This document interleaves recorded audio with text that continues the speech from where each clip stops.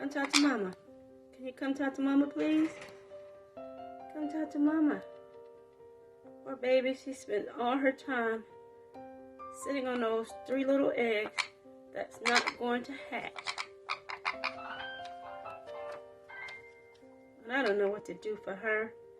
We took the first eggs away last year, and she laid 3 more since then. Well, this year she laid 3 more, and we didn't take them away. So some of the research say take them away, some research say let them stay. So this is where all her time goes, sitting down on her little eggs that's not going to hatch because they are unfertilized eggs.